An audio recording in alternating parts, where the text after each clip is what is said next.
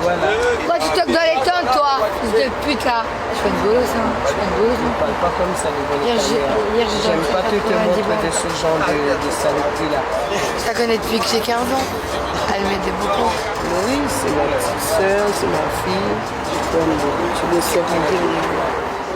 Vous avez peut-être découvert la vie de Laurie et de Myrlène sur la colline du Crac dans une vidéo que j'ai réalisée précédemment pour Brut. Je suis venue en France à l'âge de 10 ans. Ma mère n'a pas fait le regroupement familial pour moi, donc ça m'a toujours causé de problèmes pour faire mes papiers. J'ai connu des mauvaises influences, des gens qui m'ont fait goûter de la drogue. Je pensais qu'avec ça j'allais oublier mes soucis, mes problèmes, mais ça m'en a rajouté. C'est antibactérien, c'est pour les mains. Merci beaucoup. C'est pour les mains, ça c'est juste pour les mains, pas pour les générer. Quelques semaines après cette vidéo, j'ai retrouvé Laurie. Elle est rentrée chez sa mère en Belgique. Laurie est enceinte et a complètement arrêté le crack. Laurie, elle a de la chance, elle a une maman qui est gentille quand même. Moi, j'ai pas cette chance-là.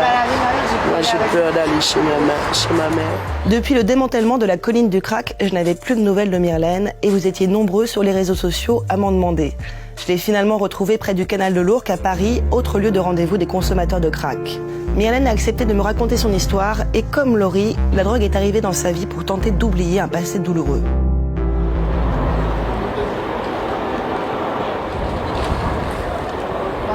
Il y a plein de gens qui demandent de tes nouvelles sur Internet. Tu peux nous dire où tu en es dans ta vie?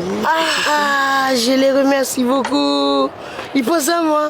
Bah oui. Moi, Bah oui. petite Mimi. Alors tu n'as qu'à leur dire que je les remercie beaucoup et que je fais tout ce que je peux pour que ça aille mieux. Ça me fait bizarre que des gens ils pensent à moi. Hein? C'est rare. C'est vrai, Camille. C'est rare que les gens ils pensent à ma personne. Moi aussi, j'ai eu des gens qui viennent me faire des gros bisous. Je demandais pourquoi. J'ai pas fait grand-chose. T'as vu? Des gens qui t'ont reconnu dans le documentaire? Oui. Et ils me disent c'est super. C'est pas mal ce que vous avez fait. Et je me demande qu'est-ce que j'ai fait vraiment, quoi. C'est comme ça que la vie, elle a voulu que je sois et j'ai fait ce que je peux. Mais je ne peux pas ignorer que je suis quelqu'un qui consomme de la drogue et puis bon, et que c'est pas facile de m'en débarrasser malgré que j'ai des bonnes intentions. Et pourquoi tu te sens obligée de fumer? Parce que je suis seule, Camille. T'as peur du corona? Oh, j'ai pas plus peur du corona que la cam. Et ma fumée là. Hein? Franchement, quel corona que je vais avoir peur. Et ça arrive, ça arrive. Ça arrive pas, tant mieux, mais j'ai peur quand même pour mes enfants.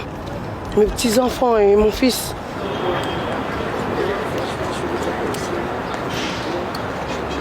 Tu mets du noir, ça veut dire ne m'approche pas. Je ne fais pas de position, je fais rien, lâche-moi. Ça veut dire ça, tu mets du noir sur les lèvres? C'est les gens qui fument. Tu mets du noir sur tes lèvres et dis au mec, laisse tomber, boy. Viens pas m'approcher. Je suis déjà prise.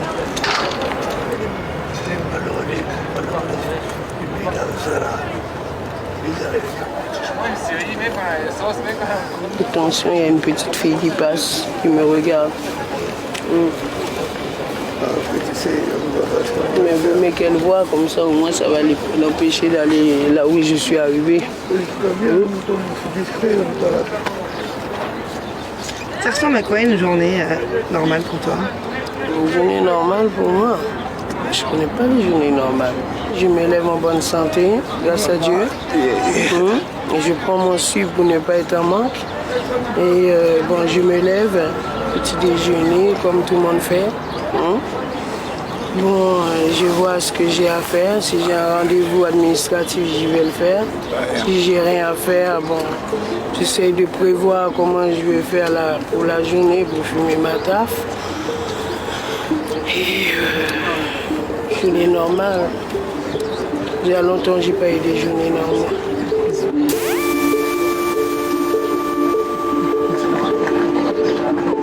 À la différence de Laurie, Myrlène a consommé de l'héroïne très jeune et se retrouve seule face à cette addiction. C'est donc beaucoup plus difficile pour elle de se sevrer. Elle est aussi extrêmement dépendante des substituts que les médecins lui prescrivent depuis des années, comme par exemple le Subutex, aussi appelé Sub. Aujourd'hui, Myrlène est logée par une association dans un hôtel social. C'est là qu'elle passe son confinement. Et malgré la distance, elle est toujours en contact avec Laurie. Ça va, t'es belle, t'es magnifique. Maman, elle va bien? Ouais, attends, je te la passe. Ok. Maman, c'est Mimi. Bonjour maman chérie, comment vas-tu? Tu es bien installée? Oui, je suis dans une petite chambre d'hôtel. Ah, le bébé! Oh ben c'est bien ça, elle me montre les photos, les échographies. Cœur et tout, des fois je sens le soir. Magnifique chérie. Et bébé, est-ce que tu as arrêté de fumer? Ouais, c'est fini, je suis en Belgique. Magnifique! Yeah. T'as vu ça un peu? Ben t'as bien fait de mettre les voiles. T'as bien fait ma puce, y a pas mieux d'être à côté de sa maman. Eh chérie, je viendrai en Belgique te voir, t'inquiète pas, je ramène pas de crack. Ce sera mieux quand on aura l'appartement, tu vois, on va avoir un appartement. Inch'Allah, je vous le souhaite de tout mon cœur. Chérie, je vais te laisser et je t'appelle plus tard, Inch'Allah, d'accord? C'est mon bébé à moi, ma protégée à moi. Ça fait quel effet dans les nouvelles d'elle? Ah, je suis trop contente, elle m'a donné du courage.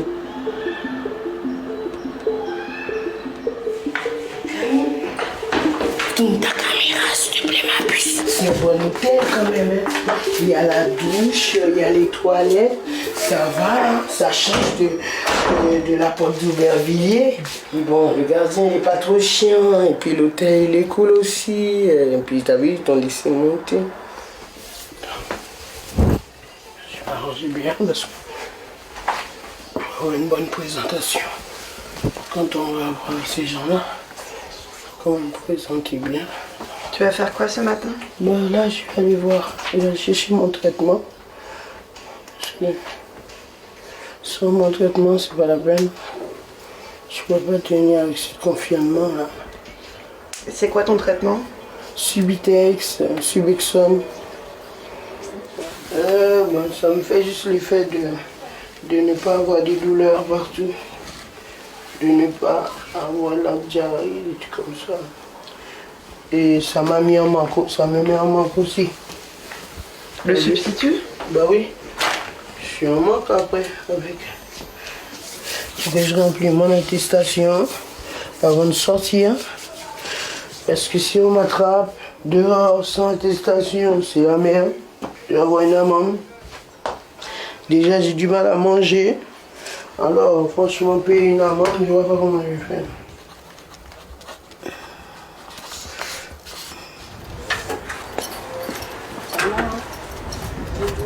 Ça fait plaisir de pouvoir marcher au milieu de la route? Bah oui. Plus personne. Bah, en tout cas, moi, je suis là. 1, 2, 3. Je suis la 4e. Ouais. Tu viens ici combien de fois par semaine? Je viens tous les lundis. Et à part te donner un traitement, est-ce qu'il y a autre chose? Oui, il y a les assistants sociaux. Mais pour l'instant, ils sont en congé, je sais pas. On me donne l'hôtel. Là, maintenant, il ne me manque plus qu'un travail.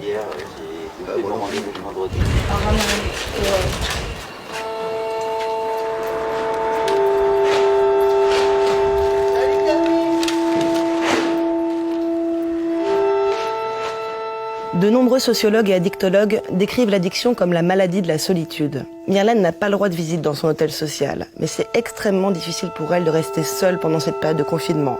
Alors parfois, son petit ami vient la voir, en secret, pour la soutenir dans ce moment difficile.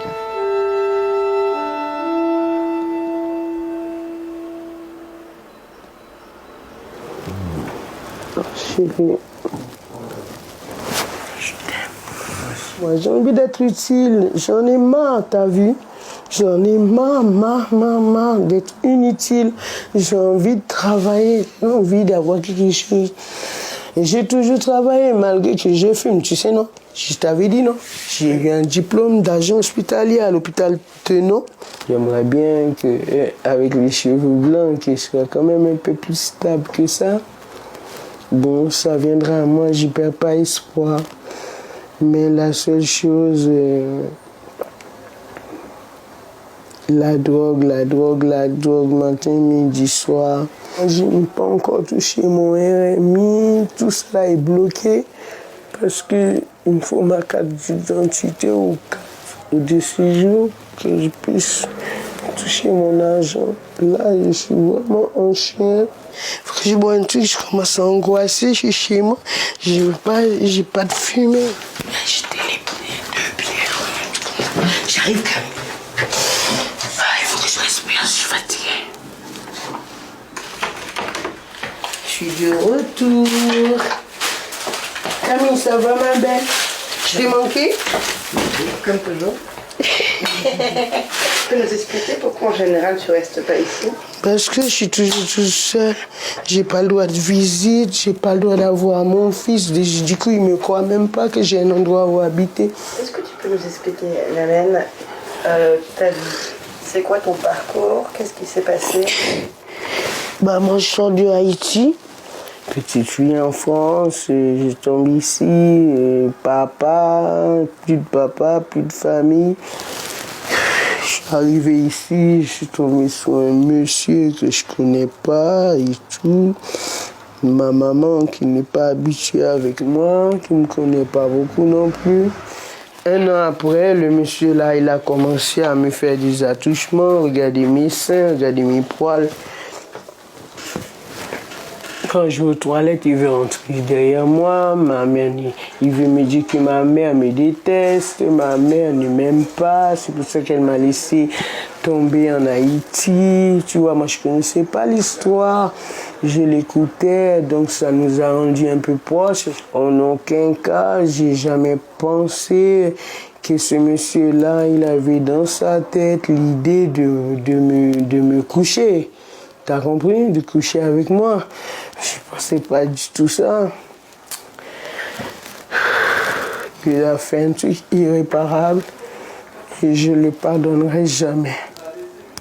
Jamais. Ouais, j'ai l'impression que c'est l'histoire de beaucoup de filles quand même qui étaient sur la colline. Hein.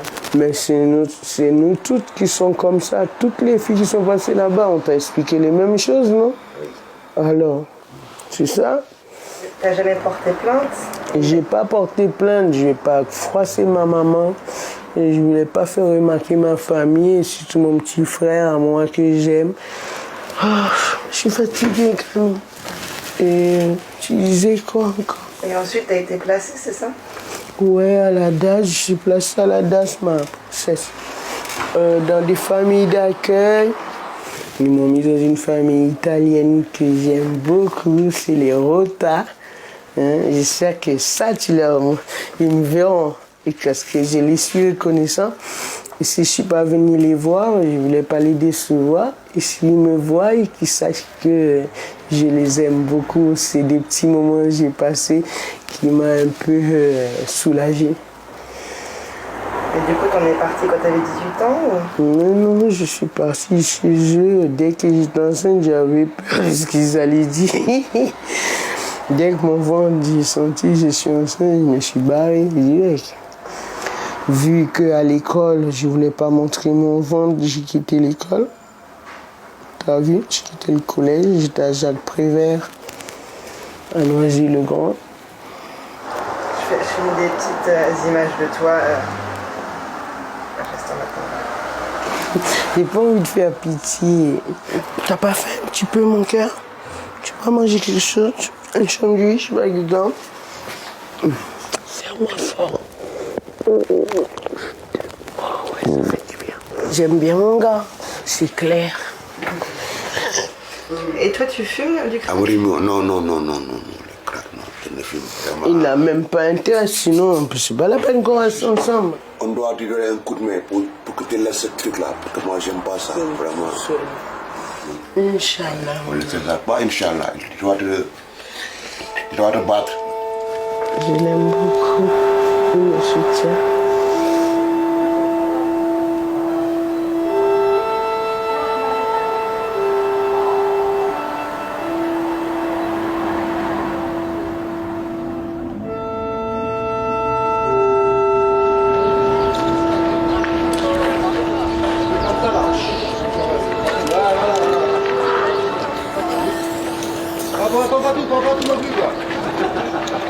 Comment t'as l'impression que les gens te perçoivent dans la rue? Est-ce qu'ils me perçoivent même? Je pense que les gens, ils n'ont rien à foutre.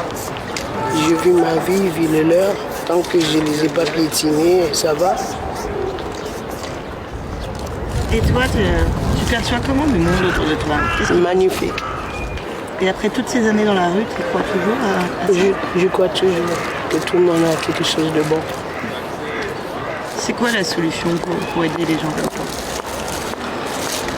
De venir à notre rencontre et ne pas avoir peur de nous. Et toujours nous donner une confiance. Parce que souvent, c'est des gens comme nous, c'est des gens qui ont perdu la confiance. Je ne sais pas si ça te plaît ce que je te dis, mais c'est réel. Et que bon, dans notre addiction, on essaie quand même de garder on essaie quand même de gagner une certaine dignité. C'est quoi le plus important pour garder sa dignité, justement? C'est aimer soi-même. Mandéo, mandéo, mandéo. Mandé, mandé, mandé, mandé, mandé, m'a changé les temps passés, oh, tribulation nous j'en connais. Fraternité, nous tenons ça. Maintenant, moi, qu'à mandé pour la solidarité. Mandé, goka, mandé, waka, mandé, Inch'Allah.